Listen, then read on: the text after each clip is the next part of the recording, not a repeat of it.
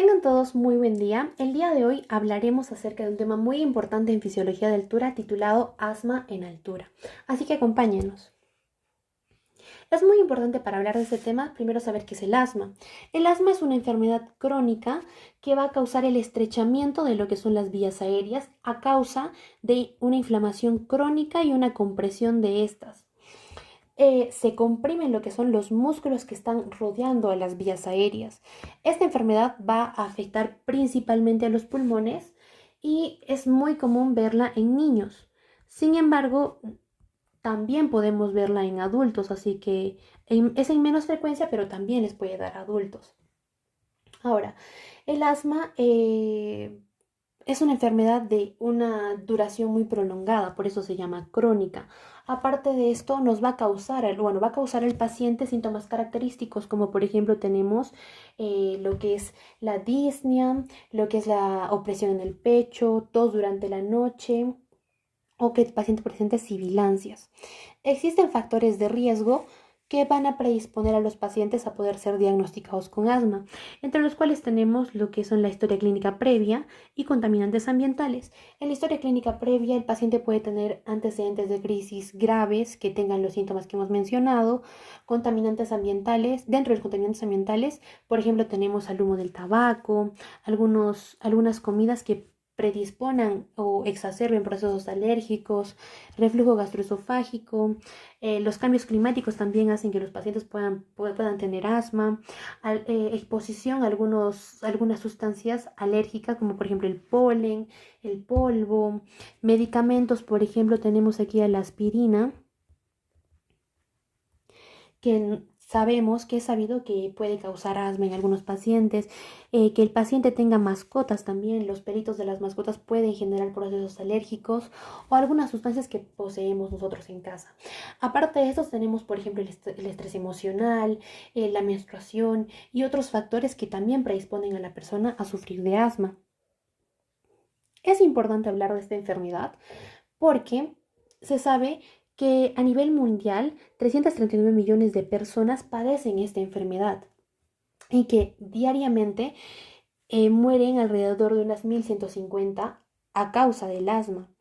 La prevalencia va a variar un poco, pero está muy presente en lo que son dos grupos etarios, que son los niños en la edad escolar y los adolescentes. En los niños de la edad escolar está más presente en niños varones que en niñas mujeres. Y en la parte de los adolescentes es mucho más prevalente en adolescentes mujeres que en adolescentes varones. A pesar de que sabemos que hay prevalencia en estos grupos etarios, de estos pacientes no solo el 6 al 9% de ellos son diagnosticados o tienen un diagnóstico de asma y reciben un tratamiento. Los otros pacientes pues no han recibido un diagnóstico y siguen con los síntomas y siguen padeciendo estos síntomas. Ahora, más enfocado en la parte de lo que es la altura, el asma en altura, hay un estudio que nos habla acerca de la prevalencia de los síntomas de asma en distintos lugares de la Ciudad de México. Estos lugares están a diferentes altitudes y como se muestra en los gráficos, los lugares que tienen más altitud, como podemos ver aquí, tienen una menor prevalencia de síntomas de asma, o sea, los pacientes de estos lugares tienen menor prevalencia de síntomas de asma, lo cual nos lleva a hacer una asociación. Hay una asociación negativa entre la altitud y los síntomas de asma. Los pacientes que viven a grandes altitudes tienen menos síntomas de asma o presentan menos síntomas de asma que aquellos que viven a altitudes bajas. Esto también se apoya en otros tratamientos, en otros estudios que hablan acerca de tratamientos para el asma a grandes altitudes. Tenemos, por ejemplo, el tratamiento alpino climático para el asma. Este tratamiento nos habla que cuando a un paciente se le trata a gran altura, vamos a regular mucho mejor lo que es su enfermedad. Va a haber una menor inflamación de las vías aéreas, como podemos ver aquí. Va a aumentarse la función pulmonar del paciente. Va a haber mayor control del asma. El paciente por consecuente va a tener una mejor calidad de vida. no va a depender tanto de los medicamentos porque va a haber reducción del uso de medicamentos, reducción de las exacerbaciones y hospitalizaciones y menores síntomas. Esto todo se va a traducir en una mejor calidad de vida para el paciente, lo cual nos dice que la altura hace mucho bien a los pacientes que padecen de asma.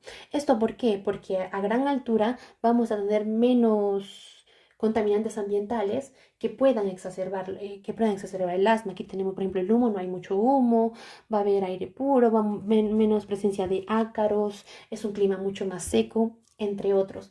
¿A quiénes va a beneficiar este tratamiento? Beneficia principalmente a aquellos pacientes que son refractarios al tratamiento farmacológico. Hay pacientes que incluso con el uso de broncodilatadores y corticoides no pueden controlar su asma. Entonces, al ir a lugares de gran altitud, estos pacientes van a tener una mejor calidad de vida ya que van a tener menos exacerbaciones, menos hospitalizaciones, menos síntomas de asma, mayor control de la enfermedad y menor uso de los medicamentos.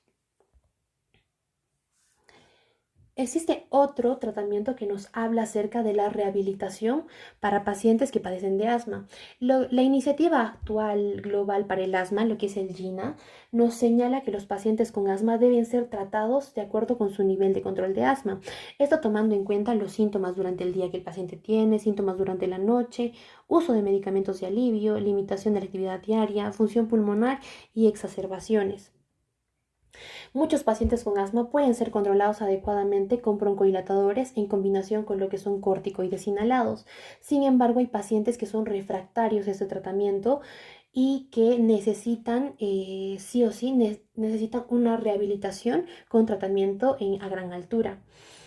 Las directrices del GINA nos van a recomendar que todos los pacientes que sufran de enfermedad crónica del flujo aéreo reciban esta rehabilitación, la cual no solo va a incluir ejercicio físico como podemos ver aquí, sino también lo que son ejercicios de respiración, educación que esté guiada a la deshabituación tabáquica o que les eduquen a los pacientes para que tengan una mejor capacidad de reaccionar frente a exacerbaciones.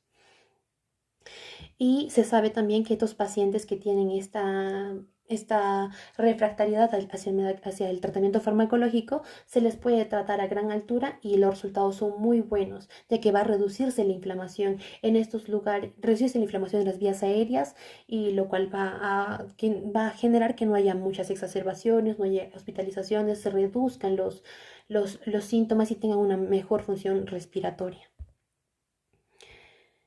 Y por último, tenemos aquí el tratamiento del síndrome atópico a gran altura. El síndrome atópico es un conjunto de enfermedades que incluye a lo que es el asma alérgica, rinitis alérgica y alergia alimentaria. Esta enfermedad es muy prevalente en pacientes que vienen de Europa y pues muchos de ellos no pueden ser controlados con los medicamentos y es donde se ha probado el tratamiento a gran altura en este tipo de pacientes, el cual ha incluido un tratamiento multidisciplinario que está a cargo de muchos profesionales. Tenemos enfermeras, doctores, tenemos psicólogos, tenemos fisioterapeutas, entre otros, los cuales hacen que el paciente pueda tener actividad física, ejercicios cardiovasculares, hagan deporte y natación y a la par combinan lo que es el tratamiento farmacológico con lo que serían, por ejemplo, las quimiosinas reguladas por activación. También utilizan cuestionarios, por ejemplo, el cuestionario de calidad de vida en asma pediátrica o cuestionarios de control de asma, pruebas de función pulmonar, uso de metacolina o pruebas en suero, que es la inmunoglobulina E total y específica, eosinófilos, perfil de citoquinas, entre otros exámenes. Combinan todos estos tratamientos junto con que se están realizando a una altitud elevada para de esta manera poder controlar esta enfermedad y se han demostrado que tiene muy buen efecto en estos pacientes. Bueno, con esta última parte vamos a concluir el tema de asma en altura. Espero que haya sido de su agrado. No se olviden de seguirnos en nuestro canal de YouTube, Fisiología en Altura de la Universidad Andina del Cusco. Denle like al video y suscríbanse. Muchas gracias.